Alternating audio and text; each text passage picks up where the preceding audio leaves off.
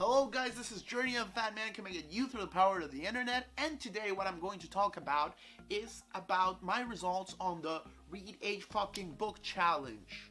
So, if you are enjoying all of our amazing challenges, of our TikTok challenges for self-improvement, just leave a like right now and subscribe. We're here on a journey of self-improvement for everyone. We're making a network of self-improvement, and hopefully you can join us in too with challenges that will make you a better, more improved version of yourself, both physically as well as mentally. I'm taking and being very committed on this journey too, so I hope you can join me so we can do it together, and hopefully we'll make the world a little better place.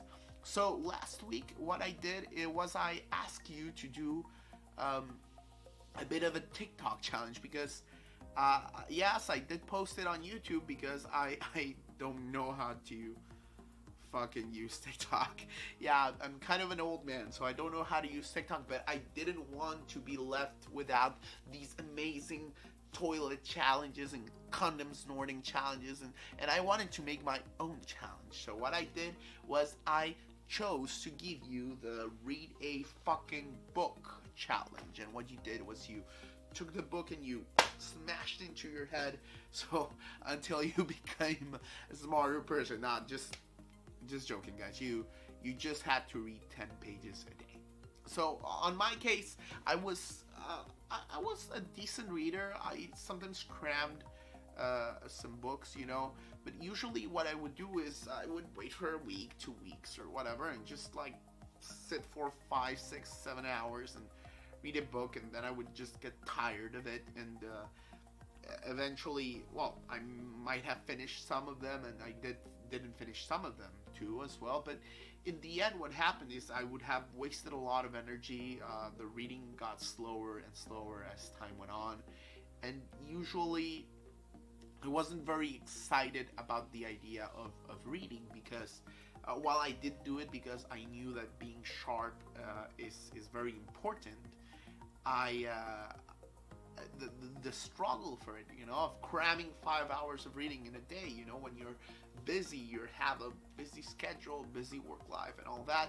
Well, it really didn't help much for me to stay consistent. So what I did is I decided to spread out my reading on just 10 pages a day, but just do it consistently every single day. Read just 10 pages of a book and make your mind sharper. And what I found out was actually a very good result.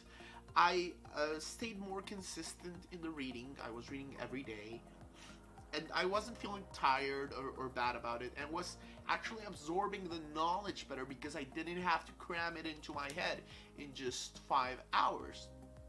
Of course, it wasn't as intense. I wasn't reading as many pages per day as I usually was. But even though that happened, on the average, by just being consistent, you would get to read actually a bit faster.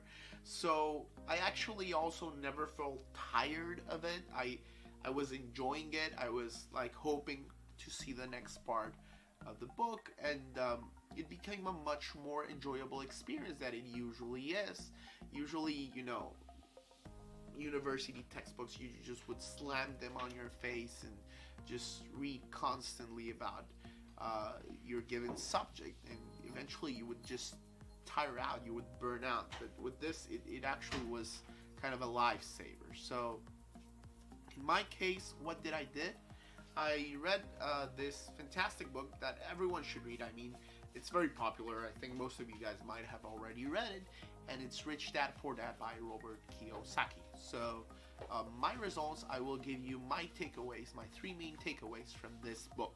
Okay, so my main 3 takeaways of this book. The first takeaway is if you want to become a richer person, you have to build an actives column. What is an actives column? Well, basically your spendings are divided into 2 main things: actives and passives. Passives is mostly the stuff you own, right? This might be, your rent, your mortgage, your car payments, this might be stuff you buy, the food you eat. All those are passives. They're things that usually take money away from your flow. And sometimes people will just spend their entirety of their lives just building huge sets of actives, like getting a bigger house, getting a better car, and this will just place them more and more in debt, and usually this will impede them to become rich. But rich people, what they do is they build their actives column. What is an active? Well, apparently an active is anything that makes you money without you putting too much effort into it. So if you're putting too much time into it, it's actually a business. It's not an active. And what kind of actives are there? There's rental properties, that can be a great active.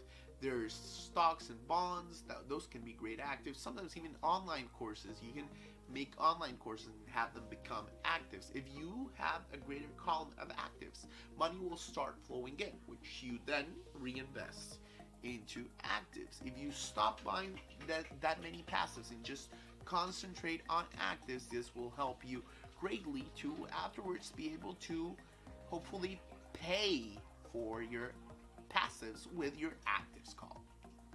The second takeaway I actually took from Robert Kiyosaki's amazing book is that actually rich people are usually very good at four main things. They're not very focused. If you are like a very specialized person and just you focus all your attention on one area, like you become an amazing teacher or something like this, and just focus on teaching and nothing else, what will happen is maybe you'll be great at your profession, but you won't be able to sell much of it, and you won't be able to really monetize it as well. And also you will have dependency on this niche doing good, because if, for example, it simply stops doing well, what will immediately happen is that, well, you're going to get kind of screwed. So rich people actually kind of diversify, specialize in many different areas. Maybe they're not as great as the best in them, but they know a little bit of those things, and then this helps them make a more complete portfolio and continue to invest in their actives column. And what are those main things that rich people usually specialize in? So, well, according to Robert Kiyosaki, these are the four things that most rich people know how to do. The first is they know how to read spreadsheets and numbers. They learn how to do some basic accounting and how to just look at a spreadsheet and know what the hell is going on with the cash flow. This is super important as a skill.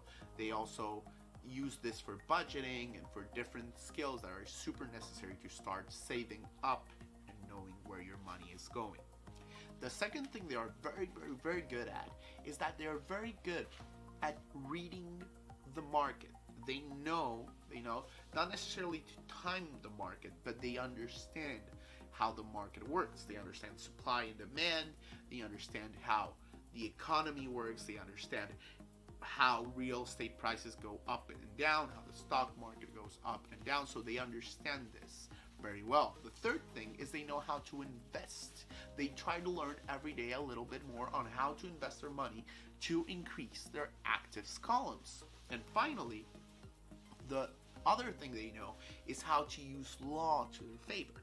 They use this to usually lower their taxes and their payments to the government, because most people, when they have a job, they usually pay their employer first, the government second, and finally they pay themselves third. And this leaves no room for them to actually invest. So what they usually do is they understand the tax code very well and try to play to its favor, usually, for example, by doing things like avoiding certain taxes when they pass real estate and sell real estate and then buy another property. This is, for example, one of the loopholes that Robert Kiyosaki talks about in his book. And finally, the third takeaway I take from Robert Kiyosaki's book is that you should always be paying yourself first. What does this mean? It means that as soon as you get money in your hands, the first person who should be saving is yourself. The first person you should be paying is yourself. Pay yourself and invest that payment into the actives column. Immediately go and look for actives you can buy. Maybe low price stocks, or maybe some ETFs if you're feeling a little bit less risky. While though Robert eventually recommends going for more risky endeavors, you can start with that perfectly. Or maybe you want to just save it for real estate or anything of the sort that you want to buy. But immediately you pay yourself first, and this even if you have nothing left afterwards to pay for bills. While Robert Kiyosaki does not say that you don't pay your bills, he does say that if you are paying yourself first and for some reason you're not having enough money to pay your bills and your passives, then immediately what must come to your mind is, how do I make more money? And this puts you on a focused state of mind that will help you hopefully achieve those goals and eventually start earning more and more cash. So those are the three main takeaways I take from this book. Basically, remember, always build an actives column. Always try to obtain more knowledge in how to read spreadsheets, basic accountability. Remember how to read the market. Remember how to understand investments, and of course the law. And finally, remember to always pay yourself first. Those are my three main takeaways from this book. And actually, since one of the greater skills that Robert Kiyosaki recommends on his books is sales, the next book I'm going to read about is about neurosales. So I'll start getting a bit more in-depth into that, and really it has been very productive. So the Read a Fucking Book Challenge actually works.